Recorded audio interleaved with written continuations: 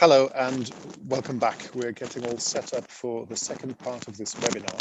My name is Harald van Beek and I will be your host until the end of this debate. Now you can hear me a little better, I suppose. The debate which will be finished around 1 o'clock. If you're just signing in, let me tell you that you can select the language of your choice so you can follow this webinar comfortably in Dutch, in English, and in French. Just click on the globe sign at the bottom of your Zoom browser. In a couple of minutes, we will be talking about corporate social responsibility versus voluntary initiatives, and we will be joined by EU Commissioner Didier Reynders, who will briefly explain the initiative he launched last April. We'll take the opportunity to discuss that initiative with our three panelists, which I'm happy to introduce you to.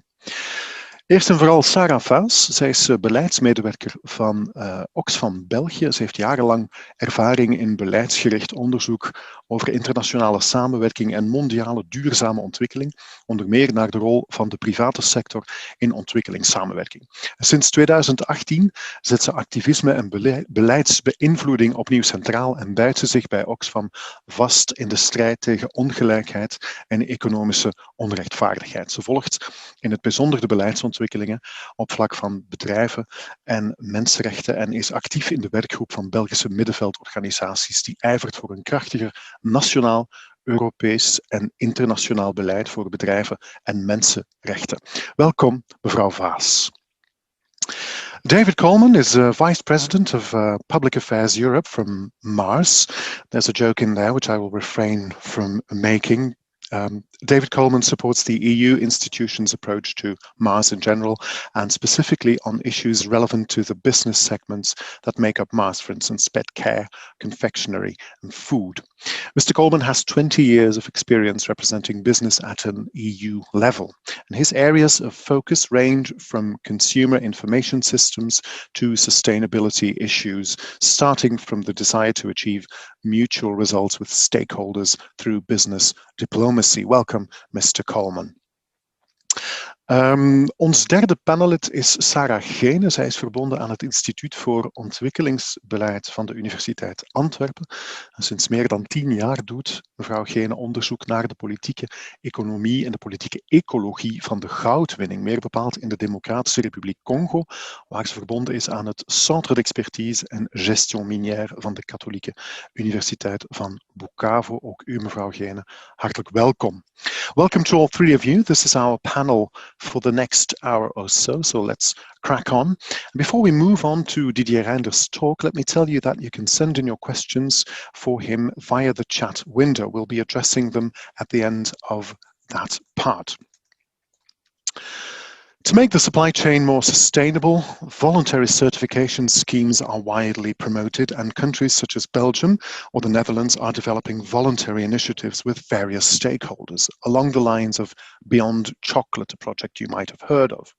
And the UK and France, on the other hand, opted for a different route and passed laws requiring companies of a certain size to publish a report on the measures they adopt to avoid human rights violations in their supply chain. And last April, the European Commission announced a legislative initiative on corporate social responsibility for 2021. And we will discuss the advantages and disadvantages of mandatory standards, their content, and the necessary means of control to ensure their efficiency, as well as the role and place of voluntary initiatives in such context. Alors, pour discuter de ce projet, nous avons invité l'instigateur de cette initiative au sein de la Commission européenne, Monsieur Didier Reynders. Monsieur Reynders, bienvenue. Nous sommes ravis de vous avoir parmi nous. I'm going to ask you a question in English and feel free to reply in any language of your choice. At the end of April, you have announced legislation initiatives on mandatory due diligence for European enterprises. So why is this initiative important and what are the main components of the project so far?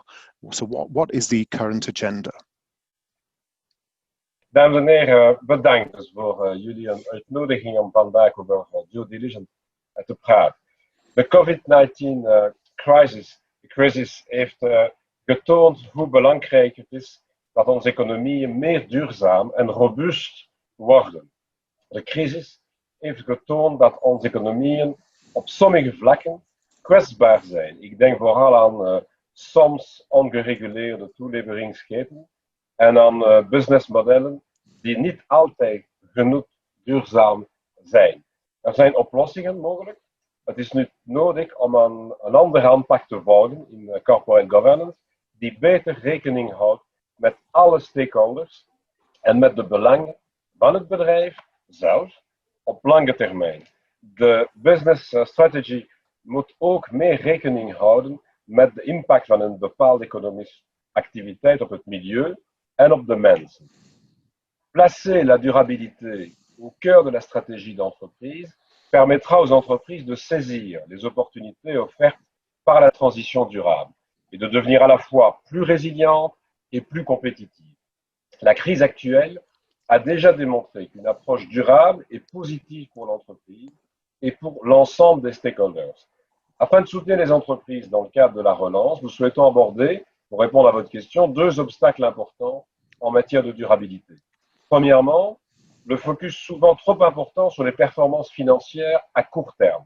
Au cours des 30 dernières années, nous avons constaté une tendance croissante à augmenter les dividendes des actionnaires, trop souvent au détriment d'investissements à moyen et long terme, dans la résilience de l'entreprise, sa productivité, sa compétitivité, sa durabilité.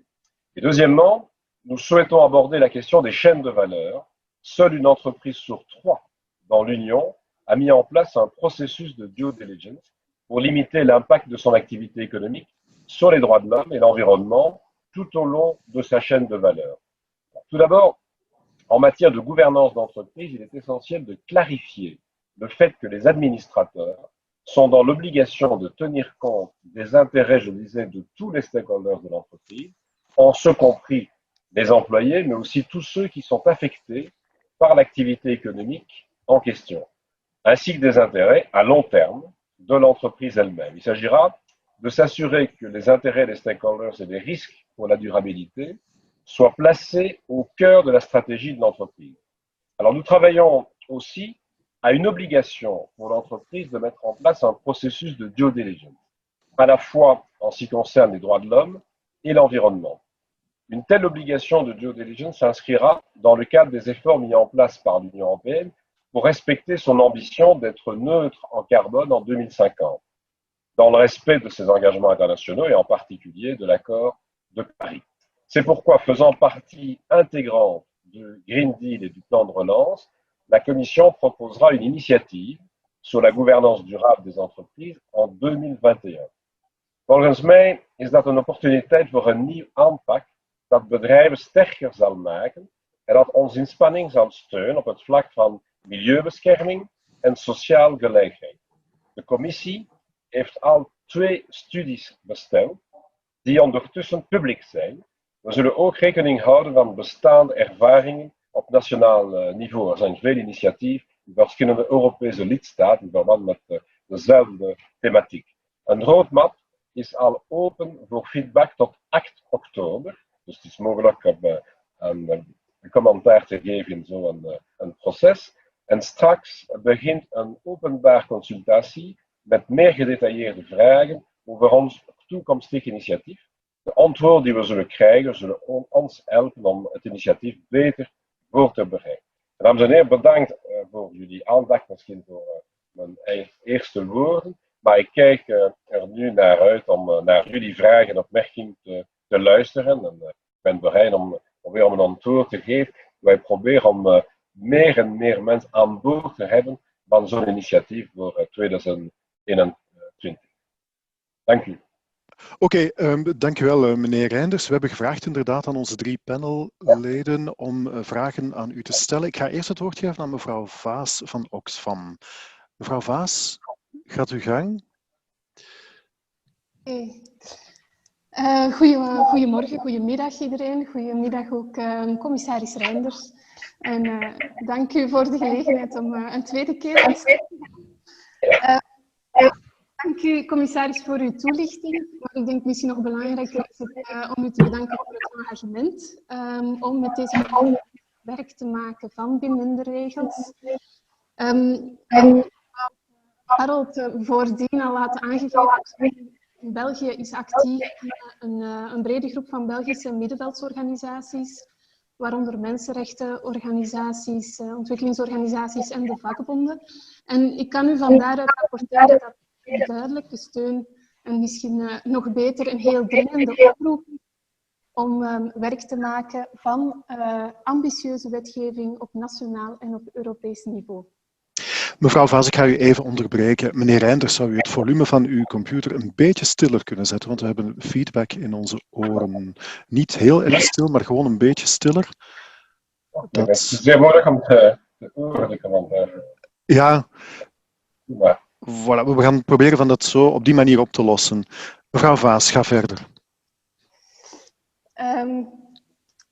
Ja, ik was aan het benadrukken dat de civiele maatschappij klaarstaat om u te ondersteunen in een ambitieuze aanpak. En ook vragende partij is om betrokken te zijn in dat beleidsproces. Uit verschillende interventies van u hebben we begrepen dat u graag snel vooruitgang wil boeken en iets wil bouwen om op verder te kunnen borduren, om erop verder te bouwen. En ik denk dat dan heel belangrijk is om van bij de start een sterk fundament te leggen en een duidelijkheid te scheppen wat op Europees niveau van bedrijven verwacht wordt. In dat opzicht denk ik dat ook de Non-Financial Reporting Directive wel een aantal lessen kon opleveren over het feit dat een te vaag geformuleerde set van Europese regels uiteindelijk zijn doel voorbij schiet en geen gelijk speelveld creëert en ook weinig impact heeft in de praktijk. Dus om te komen tot onze bezorgdheid over het zeker niet compromitteren van de effectiviteit van uw voorgestelde aanpak, zou ik willen vragen wat de pistes zijn, de afdwingingsmechanismen, de procedurele regels die de commissie overweegt om te garanderen dat dit voorstel ook een oplossing biedt voor het gebrek aan toegang tot rechtspraak en tot herstel voor de slachtoffers van schendingen van hun rechten in de ketens van Europese bedrijven. Dank u. Meneer Reynders. Ja, dank u. Eerst en vooral, dank u voor uw steun. Ik weet, er zijn veel organisaties die willen in dezelfde richting gaan dan de Europese Commissie voor zo'n initiatief. En ik denk dat het is heel belangrijk om te zeggen, wij zullen gaan naar een initiatief op vlak van een nieuwe regulatie. Dus dat willen zeggen met verbintenis voor de bedrijven en voor de verschillende beheerders van de bedrijven. Het is niet alleen een recommendatie, het is meer dan dat. Het is met een aantal verbintenis en met een mogelijk toezicht op de uitvoering van de nieuwe reglementering door de verschillende bedrijven. En ik denk aan een civiele aansprakelijkheid voor een aantal zaken.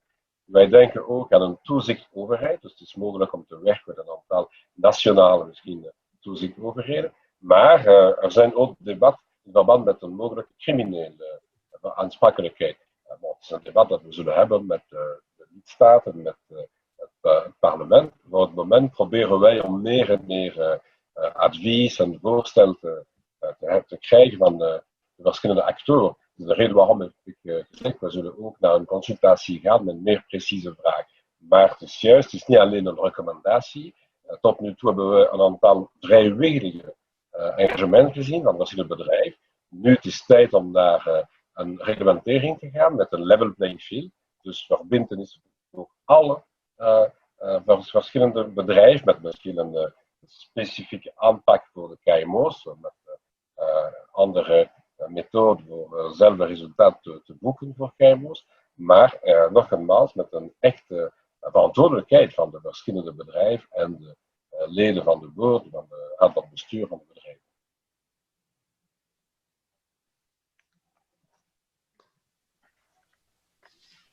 Mevrouw Vaas. Dank u voor de toelichting. Ik denk dat we zeker verwelkomen als commissaris Reynders benadrukt dat het gaat over een breed initiatief dat hij wil voorstellen, waar alle bedrijven onder vallen. En waar ook echt gekeken wordt naar afdwingingsmechanismen zoals burgerlijke aansprakelijkheid van bedrijven.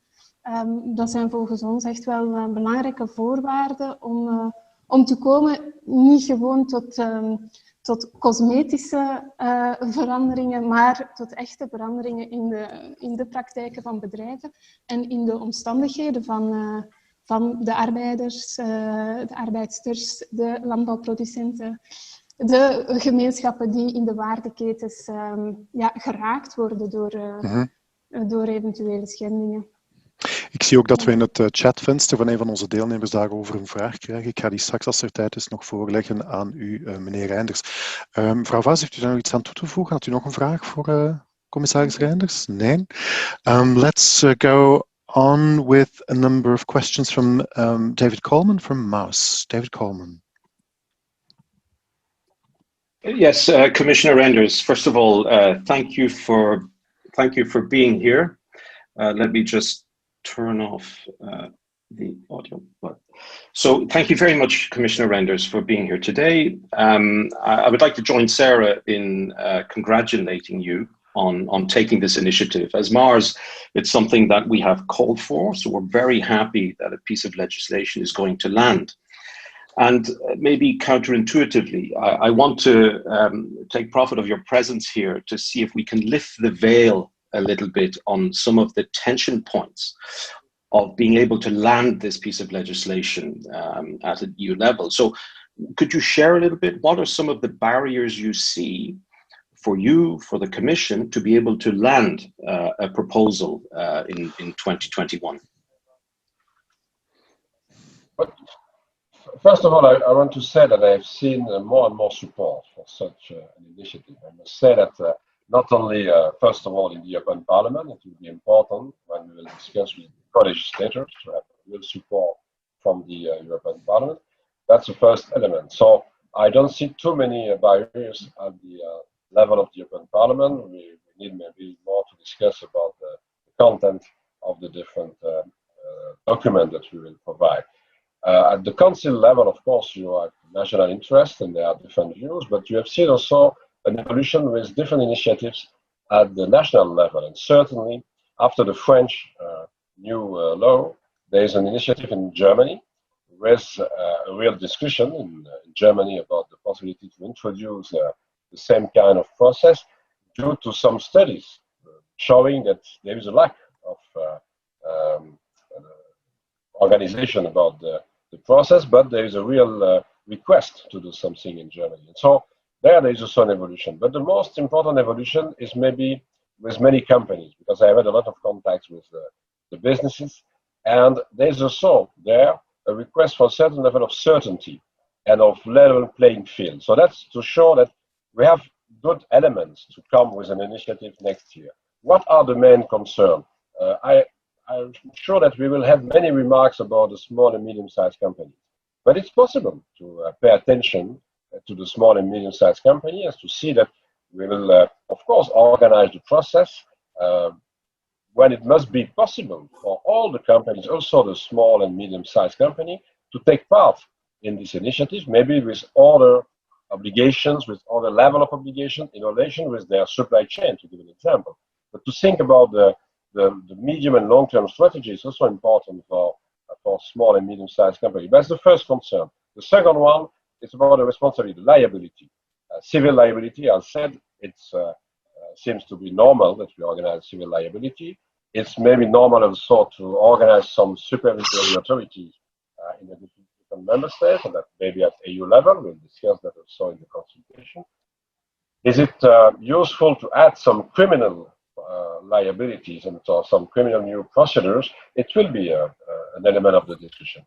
And then there are many concerns about the level playing field, not only for the companies at the EU level, but also from companies coming from abroad to the European Union, and for the activities, of course, in the supply chain from European companies out of the European Union. We are very clear. We want to impose some obligations to European companies where they are using a different kind of other kind of small companies or larger companies in the rest of the world, but we want also to see if it's possible to have the same respect for our new legislation to the companies at work on the internal market. So also companies coming from abroad. But there are maybe the main issues. For the rest, the devil is in the details, and we will have discussions on all and we will have many problems on all the different elements that we will put forward. But I want to insist on the fact that we start with an horizontal approach for all the sectors, for all the companies, and it will be possible later to discuss for more detailed legislations about different specific sectors. When we are thinking about textile, we are thinking about minerals and others. But that's the global vision that we have for the moment. But of course, when we'll put on the table different obligations, we will see some resistance from different sectors. But the request for more certainty and for a real level playing field will help us. Okay. Mr. Gorman, anything to add? Yes, thank you. So, thank you, Commissioner. Fully agree, and thank you for those insights. I suppose, as a supporter, as Mars, of mandatory due diligence, we also see something on the other side. So, due diligence will affect the demand side for raw materials, but we believe that there's actions needed also in producing countries. And so, are you aware of some initiatives the Commission can help with vis-a-vis producing countries that could help make that smart mix of regulation and softer initiatives? First of all, we need to continue to work in the same direction in the trade agreements that we have with different partners and that we'll continue to have. I have had a discussion with Phil Hogan, the Commissioner for Trade, in the last months about that, and he was supportive also in the discussion in the European Parliament about the way to take on board in our trade agreement some elements of our initiatives to push pressure on social, environmental, and human rights issues. And that's very important because we don't want to organize new embargoes or to stop all the activities with one country of production, because if you are doing that, you have sometimes worse consequences on human rights and the social situation in the different countries. Then, of course, we need to discuss our partnership with different countries in the world. And we have started a real discussion with Africa, between the African Commission and the European Commission. We went to Addis at the beginning of the year, just at the beginning of the pandemic. So unfortunately, it's maybe more difficult now, but we will start again our discussions with my colleague, Jutta Urpilainen, in charge for development aid, because we need also to show that we are ready to invest more in the way to help those countries to manage better the activities of the producers, maybe with some social initiatives. To give an example, you know that I'm coming from a country where chocolate is very important. I'm coming also from a country importing a lot of products to produce chocolate because we don't have the capacity to have the material to do that. And so with Ivory Coast, it's a huge relation. Just to give an example, if you have real slavery of children in the plantations, one of the possibilities to solve that is to impose a school obligation, so to ask to the children to go to school until maybe 13, 15 or 16 years old. And if you discuss that in your partnership with some African countries, it's possible to have an influence on the situation on the ground for human rights in such a case, the many children at work, or to have an influence through not only some obligations, but sometimes some funding. And so it's true that we need to take different initiatives. But again, trade agreements, it's a real instrument that we have. But our partnership with, to give an example, with Africa, it's also very important. We need also to discuss about human rights and social issues when we have bilateral contacts. And I'm thinking about the last discussions that we have had at the EU level with China. And it was, of course, very important in such a discussion with China also to ask for some improvement about the social situation, the environmental issue, because China was a member of the Paris Agreement, and of course to discuss about the concerns that we have about the human rights and the human rights in China. But you know that when you have a supply chain going to China, it's not only a Chinese problem, it's also with sometimes European companies that work there. And so we need to push pressure on both sides with our initiatives on the companies, but also in our discussions with the Chinese authorities. Mr. Coleman, does that answer your question? Yes, absolutely. Thank you very much, Commissioner. Thank you very much. Let's move on. Laten we verder gaan met onze derde panelist. En dat is Sarah Gene van de Universiteit Antwerpen, meerpad van het Instituut voor het Ontwikkelingsbeleid. Mevrouw Gene, gaat u gang. Thank you all. Thank you very much, Mr. Commissioner, for launching this very important and ambitious initiative.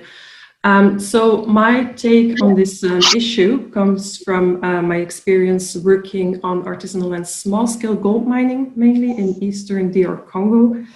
And so based on previous experience in that sector, and we can elaborate maybe a bit on that later, but we know that, or there is a concern that due diligence bears a risk of creating, and you just referred to it, this what they call de facto embargo. So the fact that companies are not going to source anymore from particular regions or from particular groups of producers. We can refer to the US Dodd-Frank legislation, for instance, which targeted 3TG minerals, so tungsten, tin, tantalum, and gold, from the DR Congo and its neighbors. It initially created this de facto embargo on the sourcing from the region, and in turn, this had a detrimental impact on local livelihoods. Now, the EU conflict minerals legislation has clearly learned from this by widening its geographical scope, by leaving more time for companies to adapt, and by focusing on having due diligence systems in place rather than on conflict-free sourcing as such. However, challenges on the ground remain. For instance, it remains very difficult for small-scale producers, and I'm talking here particularly about artisanal and small-scale miners, to comply with regulations and standards. And it's not just because they don't want to, so it's not simply a matter of creating the right incentives, it's also because they don't have the financial or the material resources to comply, or because the administrative hurdles to obtain a permit, for instance, are simply too high. At the same time, buyers tend to be extremely risk averse. They need to safeguard their reputation, which may make them shy away from engaging with these artisanal and small-scale miners. So my first question related to this problem would be how to make sure that mandatory due diligence legislation does not create a de facto embargo, particularly on sourcing from informal small-scale producers. And then maybe I can go on to my second point, because since mandatory due diligence legislation of course affects producer countries, firms, small-scale producers, and also affected communities, how can these stakeholders be involved in the process of drafting the legislation, but also in monitoring and evaluation? I feel that the issue of that a risk is often defined from a company perspective. So it's like human rights violations associated to a company's supply chain put the reputation of the company at risk. And they are perceived as incidents that can be monitored and solved.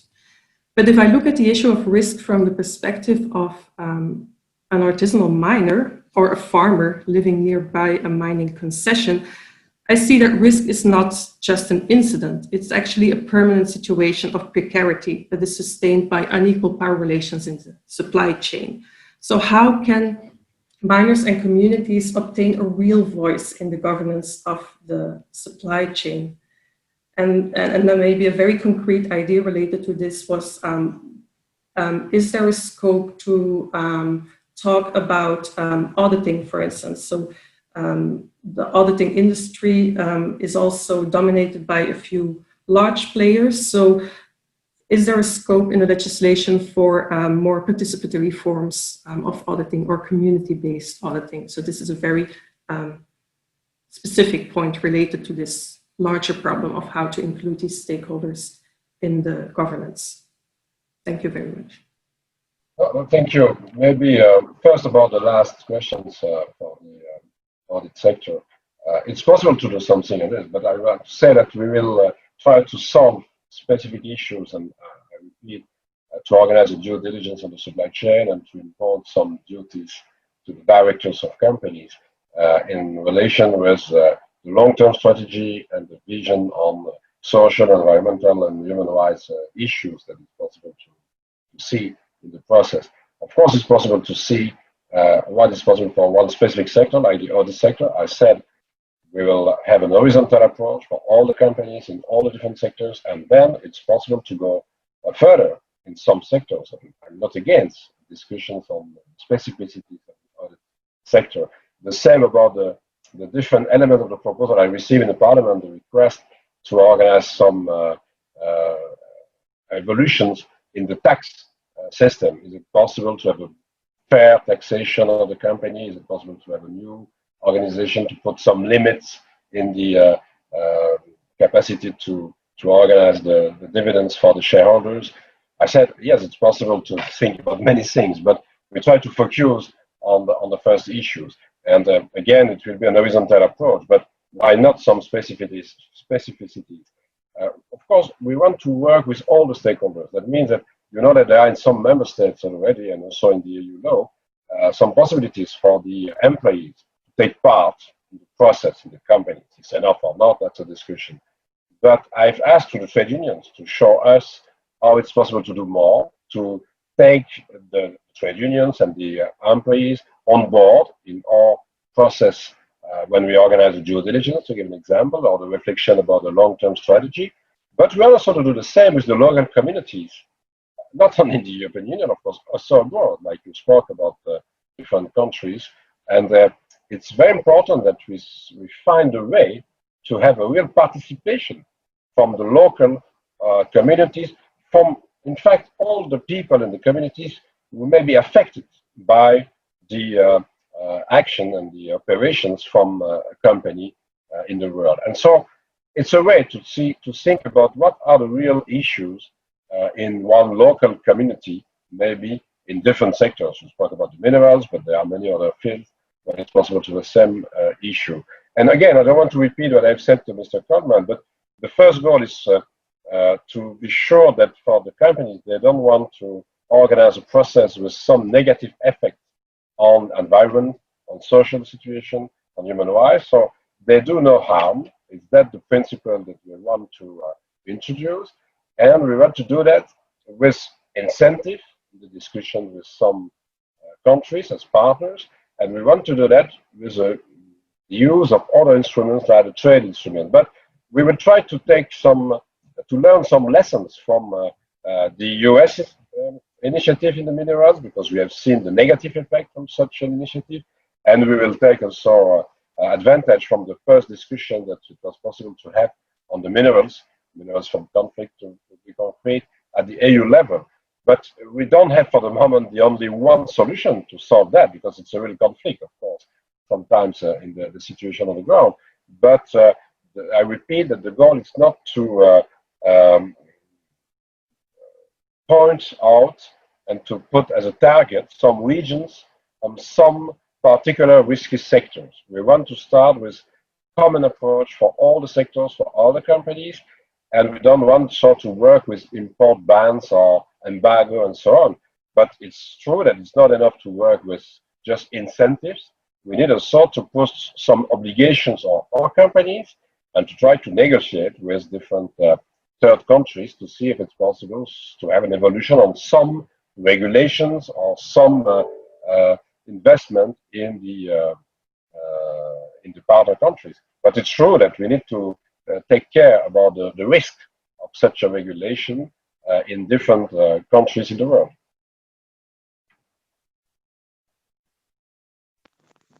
Mevrouw Gene, is dat een antwoord op uw vraag? Heeft u nog iets aan toe te voegen? Yes, thank you very much. I see that there is a related question from my colleague Boris in the chat box. Oké. Maar ik krijg de vragen. Questions, yeah. Inderdaad, ja, want ik krijg de vragen via een andere medium hier binnen. Laten we eens inderdaad, meneer Reynders, als u nog 5 minuten voor ons heeft, dan zou ik graag nog een paar vragen aan u willen stellen die ons via onze kijkers zijn toegekomen. U heeft al gesproken over die liability. Dus daar heeft u al op geantwoord. Ik heb hier een vraag. Welke gevolgen zijn er voorzien voor bedrijven die niet transparant genoeg zijn in de procurement? Zijn er ook positieve incentives voorzien voor bedrijven die bijvoorbeeld aankopen in de circulaire economie doen? Ja, het is zeker een deel van de Green Deal om dat te doen. Dus wij hebben ook een aantal initiatieven van circulaire economie.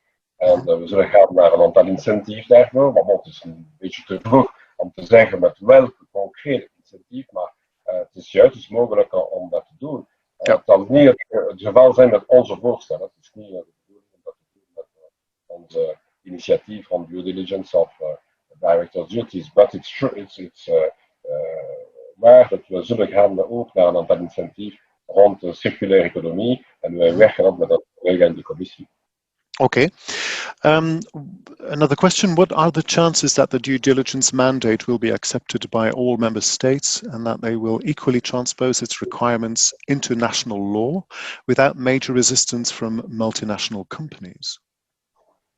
I'm sure that we will have support, not only in the Commission, of course, we will come with an initiative, but also in the Parliament and the Council. The problem is not to see if it will be possible to have support about an initiative on due diligence and director duty. The problem will be how far it will be possible to go in the different obligations that we will put into place and what kind of liability for the company. So that's, and I've said in my first answer, it will be the problem to see how it's possible to organize the liability, how it will be possible to take into account the SMEs, and how far is it possible to go.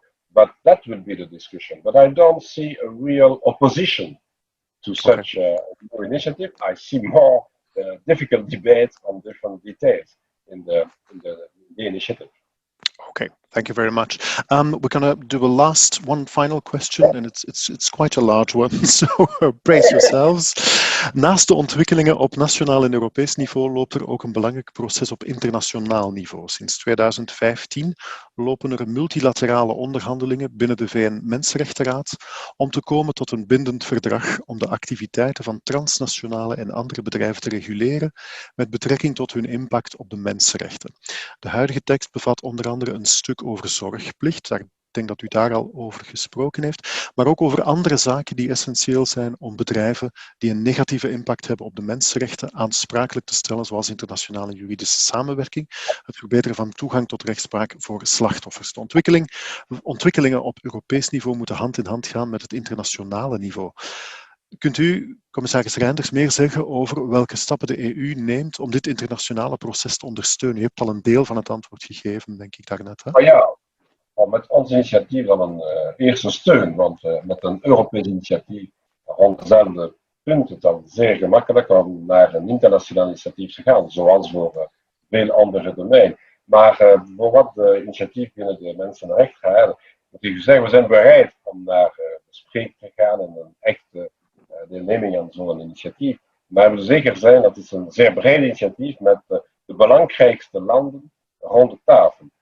Wij moeten zeker zijn dat het mogelijk is, concreet te zijn, om naar een bespreking te gaan, ook met de Verenigde Staten, ook met China, met andere partners, zoals met de Parijse akkoorden voor wat klimaat betreft.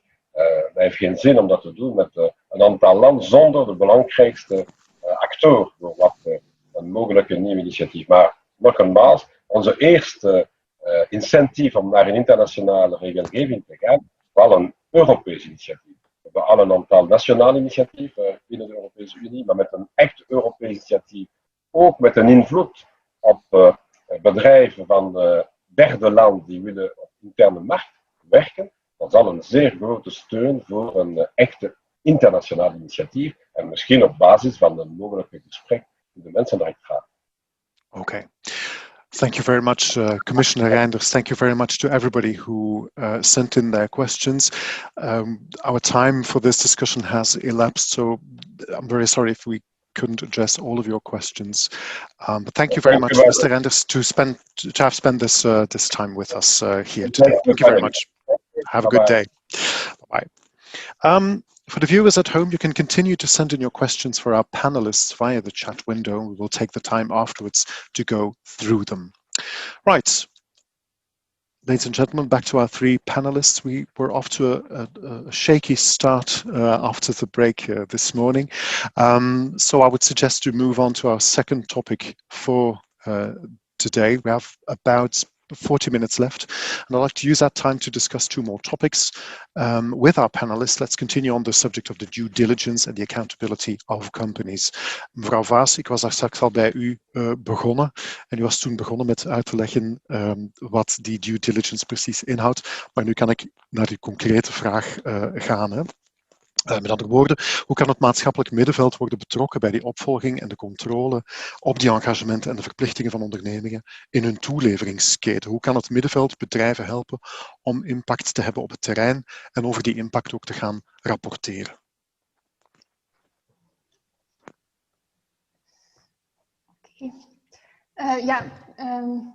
En het werkt nog steeds? Het werkt nog steeds, we kunnen u perfect horen. Ik denk dat bij het antwoorden van uw vraag het eerst en vooral belangrijk is om duidelijk te maken dat het initiatief dat meneer Reynders voorstelt, maar ook het concept van due diligence in het algemeen veel verder gaat dan een rapporteringsplicht. Het is echt wel de bedoeling om niet gewoon in te grijpen op de beleidsverklaringen of op de procedures van bedrijven, maar om een verandering teweeg te brengen in het gedrag van bedrijven. De grote vraag is daarbij, hoe gaan we ervoor zorgen dat er geen wereldvreemde wetgeving wordt? En dat die inderdaad echt beantwoordt aan wat er op terrein allemaal kan misgaan. En om dan bij uw vraag te komen, ik denk dat we... Ja, meneer Reynders gaf al een eerste aanzet, maar het zal centraal zijn om zowel in het ontwerpen van de wetgeving als in het uiteindelijk uitvoeren van hun verplichtingen door bedrijven, om daar de rechtenhouders centraal te zetten. En die rechtenhouders, dat is een heel abstract algemeen begrip, maar dat gaat uiteindelijk over arbeidsters en arbeiders, over de kleinschalige landbouwproducenten, over de informele creuseurs, over de gemeenschappen, over de vakbonden, over civiele maatschappijorganisaties, over mensenrechtenactivisten, over vrouwenorganisaties, inheemse volkeren. Dus ja, een heel groot arsenaal, denk ik, aan actoren die meegenomen moeten worden in het ontwerpen, maar ook in het uitvoeren van die verplichtingen voor bedrijven. De rol die civiele maatschappij daar zeker in kan opnemen, is net om die perspectieven, om de stem van die rechtenhouders aan bod te laten komen, om die mee te kanaliseren. Dan gaat het dus niet alleen uiteraard over civiele maatschappij hier bij ons, maar vooral ook civiele maatschappij in productielanden. Dus ik denk dat daar echt wel een heel belangrijke plaats is voor civiele maatschappij. Ook om voor te doen wat dat zij vandaag ook al doet. En dat is altijd wijzen op de risico's die in bepaalde waardeketens aanwezig zijn, op de schendingen van mensenrechten, van arbeidsrechten, van milieustandaarden die zich voordoen. Dus ook die alarmbelfunctie, die blijft belangrijk. En om dan te komen misschien meer tot de afdwinging, ja, ook daar zal het belangrijk zijn voor civiele maatschappijorganisaties om het recht te krijgen om slachtoffers te verdedigen en te vertegenwoordigen in de rechtbank. Hè, wanneer zij op zoek gaan naar toegang tot rechtspraak en tot herstel, hebben zij vaak niet zelf de middelen om dat te doen. Dus dan kunnen ook de civiele maatschappijorganisaties daar een rol in opnemen. Okay. Dankjewel. Mr. Coleman, from a company's point of view, how can companies contribute to making this legislation as efficient as possible?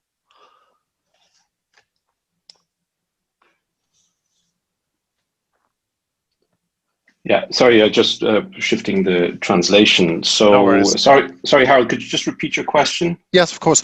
From a company's point of view, how can they contribute to making this legislation as efficient as possible? So efficiency is, it's basically finding with minimal inputs have the maximum output. Yeah, and the maximum output in a due diligence piece of legislation is to reduce or get rid of the negative impact your supply chain can have. So I believe that the first duty of a business is to implement and apply the law. Now, due diligence legislation cannot and should not be, and I join Sarah in that evaluation, it cannot be just a box ticking exercise. Yeah, it really needs to impact the company culture and be fully embedded in its governance.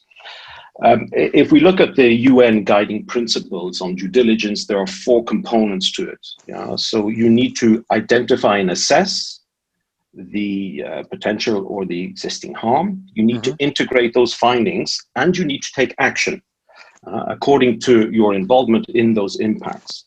The third one is you need to track the effectiveness of those actions you've taken, and only then do we get to this report dimension, which is to communicate how the impacts have been addressed.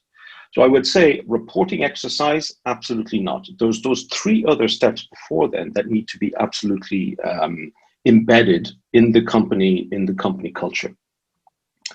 So I think if the due diligence legislation is done properly and addresses it on all the steps and is embedding it into the company culture, and what I've heard from Didier Reynders is that is the actual ambition, I think that will go a long way for the effectiveness and the efficiency of the legislation. Are you optimistic? I think so. Yes, I am optimistic. I'm optimistic because having been working for business for a number of years, it's pretty rare that you have such a groundswell of company desire to see legislation imposed upon them on something like this. But it's being on the right side of history. Yeah. So I'll stop. Okay, very well. Yeah, we'll have to keep an eye on the time just a little there. Mevrouw Geene. Sarah Geenen, can you hear me? Yes, there you are. Can you tell us who bears the cost for due diligence? How can we, in other words, avoid companies to put this cost on their suppliers and make them responsible, while small exporting companies don't have the resources to improve their production conditions? Can you tell us more about that?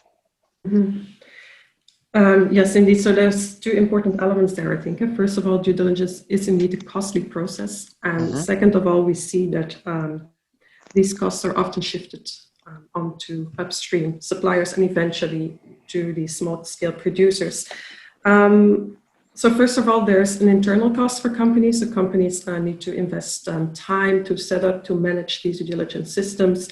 Some smaller companies may need to change some internal processes, their systems of record keeping, etc. So these are all important costs, and estimates of these costs are quite high and have also been made in the context of this proposal from the European Commission.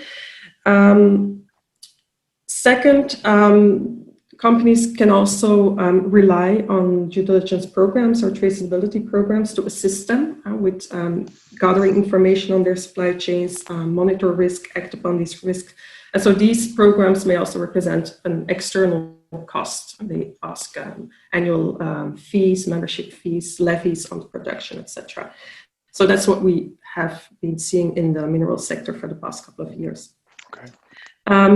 Now, in terms of cost for Dodd-Frank, for instance, when Dodd-Frank was introduced in 2010, there were estimates from the Security and Exchange Commission that the cost of compliance would be around $3 to $4 billion US.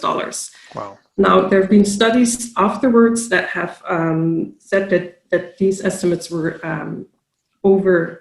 these were excessive, and that the actual costs were up to 80% lower. Nevertheless, companies have used this argument of the cost, of course, to ask for repealing the Dodd-Frank Act in the US. I see. So in terms of shifting the costs onto upstream suppliers, some buyers actually deduct the cost of due diligence from what they pay their suppliers. So that's what happens, how they shift the costs upstream. And so these suppliers might not be even aware that they are paying for the cost of due diligence indirectly. And that's also based on some research that has been done, again, in the mining sector. So yes, how to make sure not to shift the burden onto small-scale producers, because that's what we want to achieve, obviously. So I think there needs to be much more transparency around the costs of due diligence. Also that buyers must make this explicit in their contracts with suppliers. I also think there can be more transparency on the ways in which these levies that are paid to due diligence programs are reinvested back into improving the conditions on the ground. And then, of course, companies can take up these costs internally. They can internalize the cost of adverse human rights impact or environmental impacts, but also externally. So on the part of the consumers who might be willing to pay more for products that have not had negative impact on the environment, as well as investors. So investors should probably forego some short-term profits and adopt a more longer-term perspective, as was also, I think, said by Commissioner Reynders before. Yeah. Okay. Thank you very much. Before we move on to the questions from our viewers from all over the world, I must say, I'd like to address a final topic with you, which is on voluntary initiatives. Overall, voluntary initiatives from enterprises to make their supply chain more sustainable have been limited or too slow or not relevant enough. However, Beyond Chocolate, supported by the government, seems to be a success so far. So let's discuss these voluntary initiatives, and I'd like to start with you, Mr. Coleman. Mars is a particularly interesting actor, as Mars has signed the letter of support to the EU legislation, and you are part of the Beyond Chocolate voluntary initiative. Why is Mars supporting the EU legislation? So what people perceive as a dichotomy between legislation and voluntary initiatives, I think, is a vision of the past. It's very clear for us that in complex worlds of supply chains, regulation cannot solve everything and voluntary initiatives can't solve everything. But the combination, a savvy combination of both, can lead to some quite impactful outcomes. So we're a proud member of Beyond Chocolate, and we're a proud member of other initiatives in other countries. In Germany, there's GISCO. In Switzerland, there's Swissco, and those initiatives come together to develop common KPIs, because what gets measured gets done, right? So we think that the voluntary initiatives can go beyond where legislation can go. And I'll give you an example of a voluntary initiative that we are part of, working with CARE International.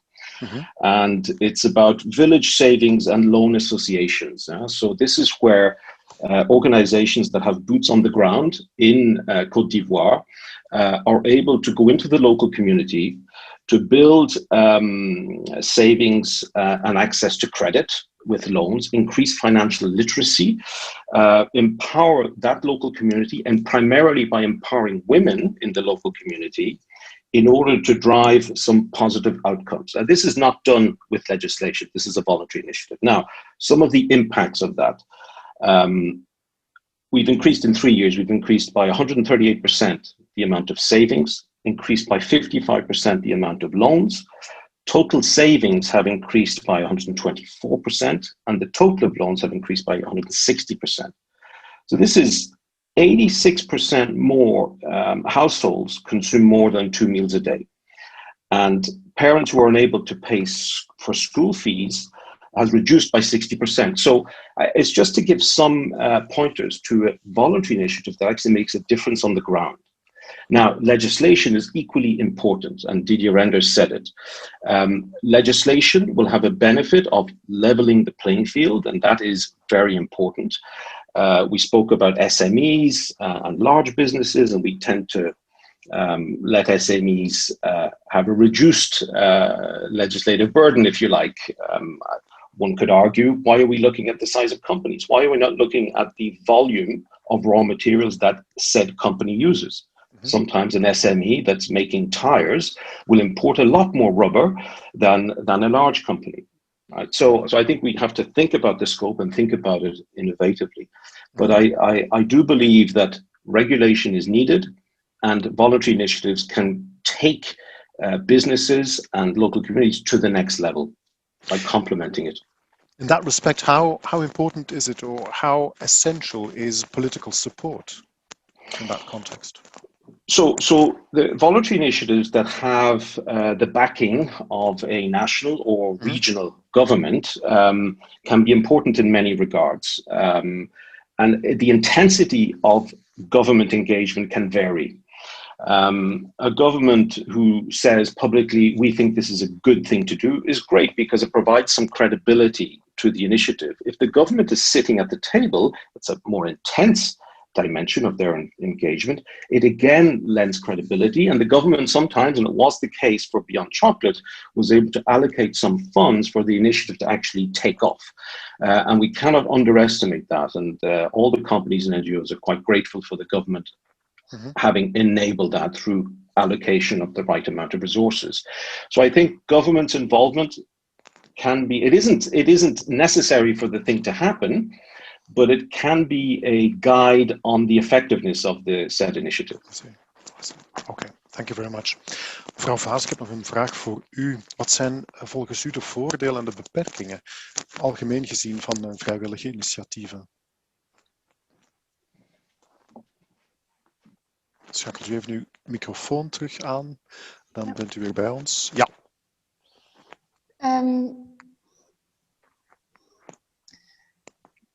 Ik denk eigenlijk sluiten we nu een periode af waarin we gerekend hebben op alleen vrijwillige initiatieven.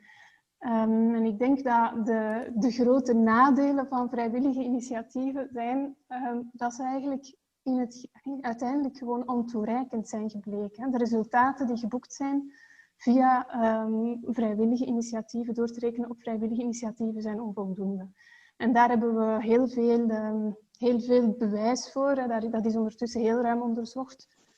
Zowel op Europees niveau heeft de studie van de commissie, meneer Reynders verwees er zelf naar, gewezen op dat slechts 1/3 van de bedrijven een afdoende due diligence aanpak had. Hier op Belgisch niveau heeft een recente studie van HIVA-KU Leuven aangetoond dat 2/3 van de bedrijven eigenlijk maar een minimale strategie hadden om de sociale duurzaamheid in hun ketens te verbeteren. Er is de wereldwijde Corporate Human Rights Benchmark, die meer dan 200 grote bedrijven wereldwijd onder de loep neemt. En zij moesten bijna de helft van die bedrijven een 0-score geven. Dus we zien dat vrijwillige initiatieven niet de resultaten opbrengen. En ik denk dat we veilig kunnen stellen dat het narratief dat vrijwillige initiatieven een alternatief zouden zijn voor wetgeving, dat narratief heeft zijn credibiliteit helemaal verloren. Wat zou je dan veranderd willen zien?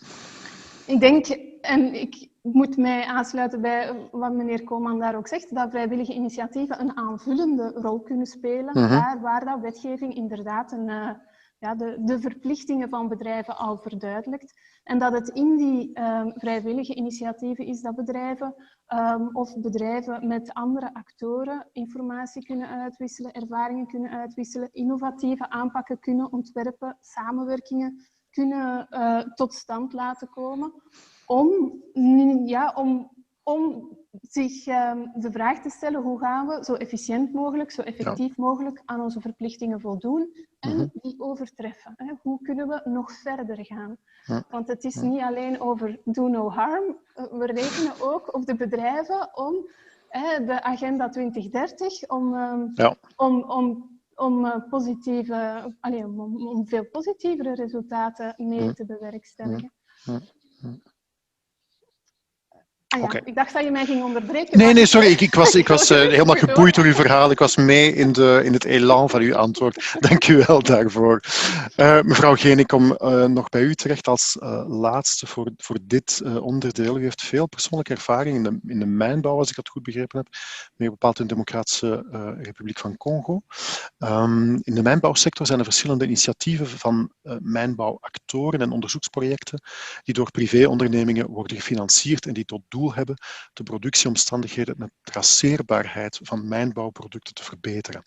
Zorgen deze initiatieven voor een substantiële verbetering in een situatie waarin wetten niet bestaan of slecht worden gehandhaafd? Wat is uw ervaring daarmee? Okay, yeah, thank you. I'll respond in English since Yes, it's the language I'm used to talk Okay, when talking no about these issues. So No I would like to second what my two colleagues have said, that I think that voluntary initiatives have proven that they are not sufficient. Neither do I think that mandatory legislation will be sufficient if it is just as is sometimes called cosmetic compliance, like Right. due diligence as a ticking the box exercise, as has already been said. To give the example of what's happening in the mining sector in Eastern DR Congo, so where the 3 T's and gold have been labeled as conflict minerals. So indeed, since about 10 years, different due diligence and traceability initiatives have been set up. Now, it's quite difficult to measure the impact of those initiatives because you have to measure it against the intended outcomes. And the intended outcomes, for instance, in the US Dodd-Frank legislation, are very clearly about breaking the link between minerals exploitation and conflict financing. Mm-hmm. There's also the human rights element. But then many of these programs go much broader in their scope, and they also make claims about contributing to improved livelihoods, better working conditions. So it's actually quite difficult to know what you actually should measure. So in terms of the impact on conflict incidents, there have been some academic studies that have very briefly shown that this impact is not straightforward in the sense that the 3T sector has been very much part of responsible sourcing programs, while this is much more difficult for gold. Gold is much easier to smuggle and in the sense, so much more difficult to control or trace. And so miners as well as armed actors have actually shifted from 3Ts to gold. So you see that the impact has been positive in 3T mines that are under the scrutiny of these responsible sourcing programs, but not for gold. That's the first point. Secondly, research has also indicated that there are better outcomes, so in areas that are part of responsible sourcing programs, and that's a study that was conducted by IPIS, who have done a lot of research in the region. So they found that there's actually better human rights outcomes in these programs, in these zones covered by better sourcing programs, but they cannot establish a causal relationship. So it might be a case of reverse causality, that these better sourcing programs are actually implemented in the regions that were already more stable and that are more easily accessible in terms of road access, for instance. So it's not straightforward how due diligence has had an impact on human rights and even less livelihoods, which is a very broad concept, of course, the improvement of socio-economic conditions for workers and communities. So yes, that's very briefly, there's a lot of research around this, but that's very briefly what has happened in Eastern Congo. That's all what we have time for, unfortunately, Exactly. but there you go. Just a quick question to the other panelists. Do you have anything to add to that, to what Mrs. Geenen just said? Mr. Coleman, Mrs. Vaas? No, Harold, I listened very attentively to Sarah. Obviously, she's an excellent expert. But something that was said before on a previous question was about what about the cost? Yeah. Now, in the ears of the skeptics, this is going to sound a little bit fluffy. Right. However, I'll say it anyway. Yeah. So we do not believe that investing in processes and having systems in your business for human rights due diligence is a cost. We actually would want to consider that more like an investment. Wow. It's very clear that the way you do business today is different than it would have been 20, 25 years ago. The era of transparency is here. So trading commodities on a global marketplace without any regard as to where your commodity actually comes from, we believe those days are over, yeah, and coming to an end. And for many reasons, yeah, civil society and consumer awareness, but also technological evolution. Yeah, it's far more easier today to map an area of deforestation through satellite mapping than it was 25 years ago. So it's a natural evolution. And when I said earlier about the right side of history, because that's what I'm talking about. Yeah, it isn't. I think it isn't a question of, oh, could we try not to do this? It's a question, when are you going to do it? Because it's inevitable. Yeah. Okay. I think we can summarize by saying, I heard you say, to end on a positive note, it's not a cost, it's an investment. And that's a brilliant thought to end this discussion on, because it's time for us to move on to questions coming in from the audience. If you have more questions, you can forward them via the chat room. Some of them have come in. I'm discovering them as we speak. I have a question here for some topic that was not addressed, if I'm not mistaken. Somebody says, a great webinar, but I have not heard anything about good meat from Brazil, i.e. not coming from companies or areas where deforestation, burning of forests has taken place for cattle raising. Does anybody from our panelists have something to say about that? Any knowledge about that? Mr. Coleman? So I can't say that I have any extensive knowledge effectively about beef. What I would say is that the rigor we apply to human rights due diligence, we will apply equally to deforestation. Okay. So we want zero deforestation on our supply chain by 2025. Yeah. We've mapped out the raw materials that are the most relevant in that space, and beef is one of them. So zero deforestation means that we have a set of criteria, and the traders from whom we buy the meat will have to respect those criteria. And we actually push it a step further. So this is about managing your supply chain. There's another dimension about intervening in market through voluntary initiatives, actually, to try and help shape that community into a way where the negative impact of deforestation doesn't happen. But in the supply chain management, we're asking our suppliers to meet our criteria in terms of what they supply us, but we will ask them also to meet our criteria, at least in what they sell to everybody else. Yeah.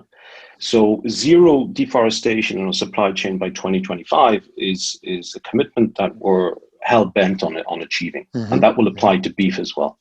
I see. Okay, very well. Another question for all our panelists. Ik kijk naar u, mevrouw Geen, omdat er wordt over Afrika gesproken. Het belangrijkste probleem van Afrika, het enorm gebrek aan vreemde investeerders met, even kijken hoor, met alle sympathie voor mandatory due diligence van de value chain en begrip voor het positieve effect op de continuïteit op termijn van de onderneming, toch opletten dat een goed bedoelde verplichte due diligence niet nog meer KMO's, investeerders afschrikt.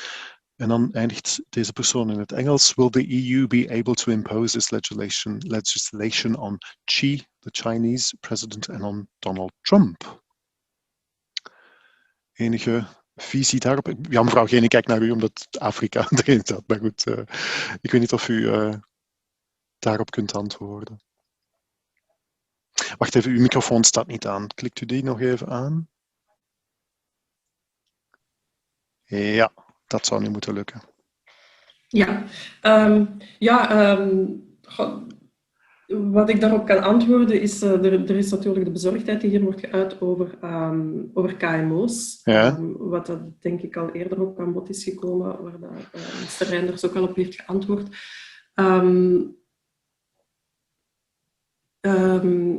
Sorry, ik ben even de rest van de vraag kwijt hoor. Misschien kan iemand anders aanvullen. De vraag was, ik haal ze er opnieuw heel even bij. Hoe kunnen we die wetgeving, hoe gaan we die kunnen opleggen aan mensen zoals Donald Trump of aan de Chinese president? Dat was eigenlijk dat was de vraag. Nee, bon, ik denk dat er wel in verschillende regio's ook meer wordt gekeken naar mandatory due diligence. Hè? Dus dat is niet alleen iets in Europa. Maar bon, over de geopolitiek ga ik mij voor de rest niet uitspreken misschien. Oké, we zullen het veilig houden, hè, wat dat betreft. Ik heb nog een question. Een poging wagen. Oh ja, doe maar. Ja hoor, graag.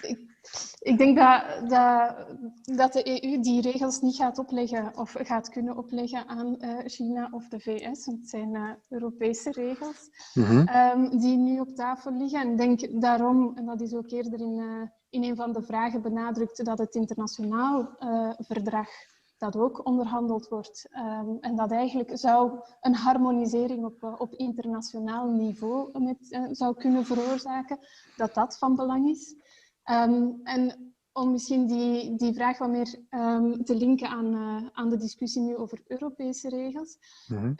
Het is daarom ook van belang dat de wetgeving die nu vormgegeven wordt, gaat over alle Europese bedrijven, maar ook over alle bedrijven die goederen en diensten beschikbaar stellen voor de Europese markt. Omdat het anders ook leidt tot juist die situatie waar bedrijven buiten de EU die niet aan die verplichtingen moeten voldoen, dus met een deloyaal voordeel eigenlijk toch op die Europese markt kunnen concurreren met de Europese bedrijven die wel aan die verplichtingen moeten voldoen. Dus hoe breder de scope, hoe meer bedrijven onder zo'n wetgeving vallen, hoe kleiner ook dat risico. Oké, ja, prima. A question for Mr. Coleman. Somebody says, indeed, we see a big push by large multinational companies, for example, in the field of chocolate for mandatory human rights due diligence. Is this merely a question of being on the right side of history, as you said, or are there other benefits for the companies in question? I believe you have already provided us with a partial answer to that one. Do you have anything to clarify or to add? Yes, thank you, Harold. So this is a question about the benefits to businesses, big companies, multinational companies like ourselves at Mars. Why are we actually supporting due diligence? What we're supporting, and the Commissioner said it, there's a dimension of leveling the playing field. And leveling the playing field is, of course, it sets out a proper competition between companies operating in the same market, but it is also the only way we've seen to drive scale and impact at market level. If it is only a handful of companies, however big they may be, they're not going to cover the problem. So legislation has the effect of driving scale, we believe, in terms of impact. An EU piece of legislation is also important because you can have an initiative by the French, the Dutch, the Germans, etc., but that leads to a fragmented approach because their legislation aren't or would not be the same. And so companies in Europe benefiting from the single market cannot exploit the benefits of that single market if we have a fragmented approach. So the harmonization at EU level is equally important. Okay, thank you very much. We have time for one last question, and this might be a quite interesting one. I think I'm addressing it to all of you, obviously. Somebody says voluntary initiatives are not sufficient versus modern labor-intensive industrial investments in Africa are far too low. This person says, my contacts in Africa tell me they first of all need jobs, not so much human rights. For a final question, anybody? Mrs. Vaas. Ik kan een poging wagen en doe maar. Kunnen de anderen aansluiten. Maar ik denk waar de vraagsteller hier naar verwijst is een beetje die race to the bottom, waar we vandaag een antwoord op proberen geven. En dat is juist dat bedrijven, dus die investeerders waar hij van spreekt, dat die op zoek gaan juist naar die locaties waar de productiekosten het laagste zijn, waar de vereisten om arbeidswetgeving, om wetgeving na te komen het laagste zijn. En dat bedrijven dus die locaties uitzoeken, wat dat ook betekent dat de overheden in die productielanden net een incentive hebben om hun wetgeving, om de afdwinging van hun wetgeving niet te verstrengen. Want zij vrezen dat ze dan investeerders wegjagen. En het is juist op die catch-22 dat die regelgeving een antwoord kan bieden. En kan zeggen van kijk, hier zorgen wij voor een begrenzer in die race to the bottom. De minimumlat ligt bij internationaal erkende mensenrechten, arbeidsrechten en milieustandaarden, gelijk waar de waardeketen u naartoe brengt. I see. No. Okay. Mrs. Geenen, Mr. Coleman, anything to add? Ja, in verband met deze vraag wil ik misschien nog even teruggaan naar een van mijn eerste punten. Ja. Waarin dat ik zei van de manier waarop dat risico's worden gedefinieerd gebeurt heel dikwijls vanuit het perspectief van bedrijven. En dat we zeker moeten kijken naar hoe dat mensen hun situatie percipiëren, wat dan niet noodzakelijk een probleem is van er is hier een risico dat we kunnen oplossen, maar dat is eerder een structureel probleem van op welke manier zijn deze mensen ingebed in globale waardeketens of niet ingebed in globale waardeketens. Maar dat we meer op een structurele manier daarnaar moeten gaan kijken. En dus in die zin zeg ik ook van die mandatory due diligence is noodzakelijk volgens mij, maar zal ook niet de problemen oplossen als ze niet gepaard gaat met bredere ontwikkelingsinterventies. We kunnen daar meer concreet over nadenken, maar om het zomaar governance en development, om het ook heel breed te noemen, maar dat moet dus gaan over verbetering van de veiligheidssituatie, wat dat ook moet gaan over diplomatie, moet gaan over het verbeteren van arbeidsomstandigheden, decent work. En dus een veel bredere agenda. Een veel bredere agenda. Oké, goed, dank u wel. Mr. Coleman, anything to add for a final word, a final thought?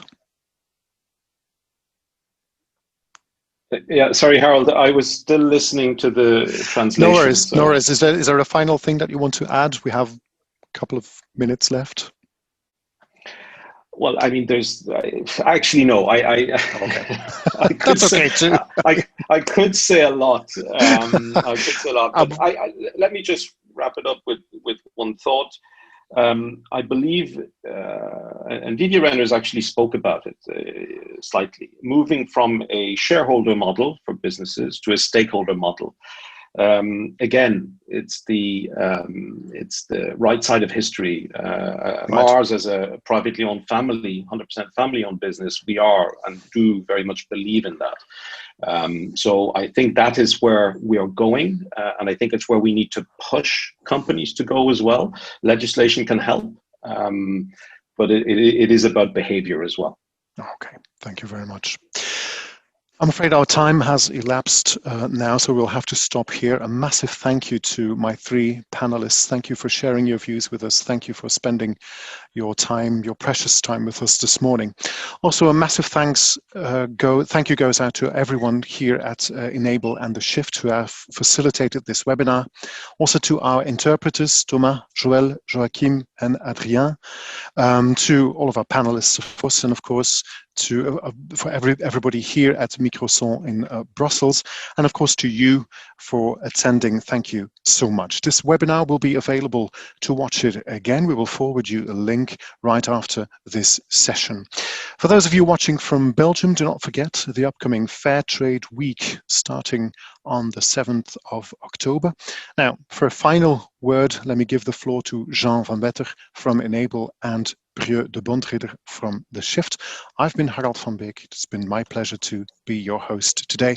Looking forward to seeing you next time. Have a great day. Merci Harald. Est-ce que Brieux, tu commences ou je commence? Je vais commencer rapidement, Okay. Et puis je te laisse la parole. Thank you very much, Harold, for perfectly moderating this debate. There's intensive debate. You can't see it, but it's just in front of me, and he's surrounded with papers and notes, and he's been very active and very listening to all the contributions.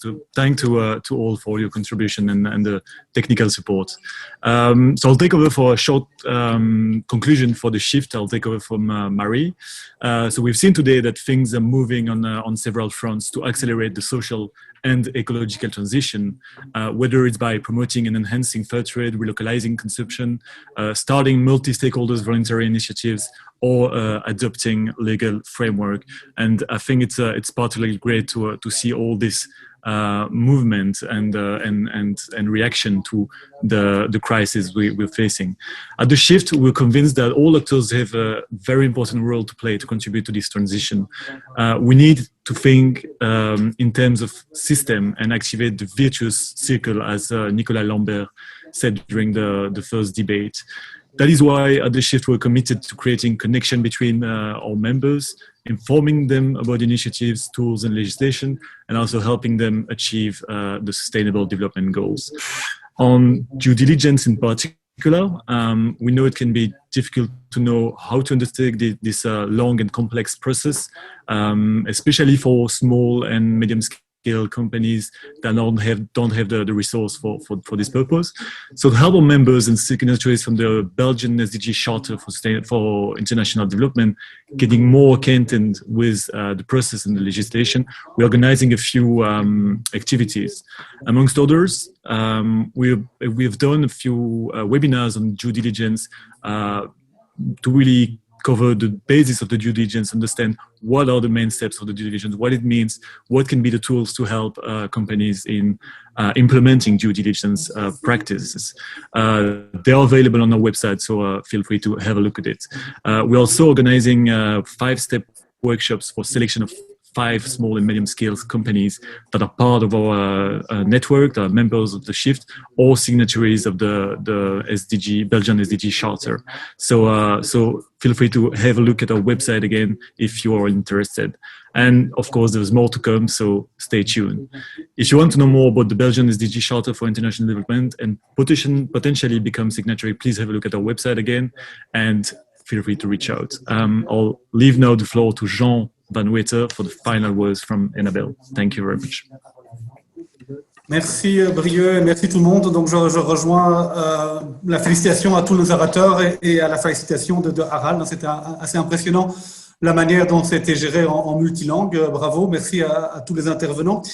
Moi, ce que je retiens de ce débat, c'est la complexité. Et donc je rejoins aussi Brieux dans l'idée de penser en termes de système. En fait, il n'y a pas de solution miracle et une action à un niveau a un impact sur un autre niveau. Une action en Europe a un impact sur ce qui peut se passer dans les chaînes d'approvisionnement en Afrique ou ailleurs. On est dans la géopolitique aussi, puisqu'on doit regarder ce que font d'autres continents comme d'autres pays comme la Chine ou les États-Unis. Et ça me conforte en fait dans la nouvelle stratégie d'Enable qu'on a mis en place l'année passée, qui résonne autour de challenges globaux. Et on n'est plus du tout dans une logique nord-sud, une logique action dans le nord, action dans le sud, mais dans une logique de réponse en commun entre partenaires à des challenges globaux. On en a choisi 5 qui sont en fait les uns interreliés. L'un d'entre eux, c'est l'accroissement des inégalités et c'est quelque chose qui a été discuté aujourd'hui. Mais en fait, ça me conforte dans cette approche qu'on doit ne pas raisonner en tant qu'agence de développement en silo, dans une approche pays développé versus pays en voie de développement, mais plus dans une approche de collaboration entre pays. Et même chose, et là je rejoins de Shift aussi, pas dans une logique agence de développement versus secteur privé, mais collaboration avec le secteur privé, la société civile et les gouvernements pour pouvoir arriver à des solutions durables. Par rapport aux initiatives en termes de CSR, Samuel me demande de mentionner, il a raison, le fait que 30 entreprises belges ont déjà signé une demande pour demander au nouveau gouvernement d'avoir un cadre juridique clair à ce sujet. Donc, on sent qu'il y a une demande de la part d'entreprises belges d'avoir plus de clarté. Et une dernière remarque, rappeler, Harald l'a déjà fait, mais effectivement, la semaine du commerce équitable qui démarre le 7 octobre et dans laquelle il y aura de nouveau de nombreux débats et auxquels vous êtes tous et toutes conviés. Donc voilà, un tout grand merci. Merci à The Shift. Merci à tous les orateurs et oratrices et particulièrement merci à l'équipe TDC, Trade for Development Center, pour leur engagement et la parfaite organisation de ce séminaire. Bonne journée à toutes et tous et à la prochaine.